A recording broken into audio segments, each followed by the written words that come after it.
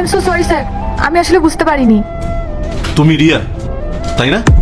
ইন্দ্র, তুই এখানে? কতদিন পর তোর সাথে দেখা।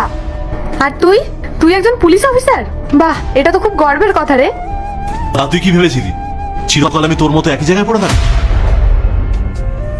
আর তোকে দেখে মনে হচ্ছে আজও তুই সেই গরিবে রয়ে গেছিস। ইন্দ্র, তুই সব কি বলছিস? ভুল কি বলছি? তুই যখন কলেজে পড়তি তখনও গরিব ছিলি, আর এখনো গরিব আছিস।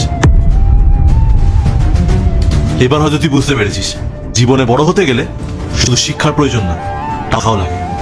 এরপর কি হয় সেটা দেখার আগে, যেই মা বাবার কাছে 5 টাকা চাইলে 10 টাকা দেয়, না খাবার খেতে চাইলে খাইয়ে দেয়, সেই মা বাবাকে ভালোবেসে থাকলে ভিডিওতে একটা লাইক দিয়ে চ্যানেলটা সাবস্ক্রাইব করে দাও। আর তুমি যদি এটা না করো তাহলে আমরা মনে করবো তুমি তোমার মা বাবাকে ভালোবাসো না। তাই অবশ্যই এই চ্যানেলটা সাবস্ক্রাইব করে দাও। হয়ে একজন আইপিএস অফিসার হব।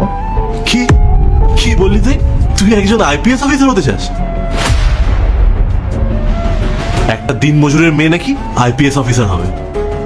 আচ্ছা রিয়া, তোকে কি কেউ কোনোদিনও সাধারণ জ্ঞানটুকু শেখায়নি? সে স্বপ্নটা নিজের যোগ্যতা অনুযায়ী দেখা উচিত। ইন্দ্র, তুই সব কি বলছিস? আমি যখন স্বপ্ন দেখেছি সেটাকে পূরণ করার ক্ষমতাও আমার আছে। আর তোকে কে বলেছে একজন গরিব বাবার সন্তান আইপিএস অফিসার হতে পারে না?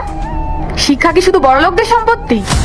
শোন রিয়া, সিনেমার নেক্সট পার্ট চাইলে চ্যানেলটা সাবস্ক্রাইব করে রাখো, যাতে পরবর্তী পার্ট আসার সাথে সাথে সবার আগে তোমার কাছে পৌঁছে যায়। তাই অবশ্যই চ্যানেলটা সাবস্ক্রাইব করে রাখো।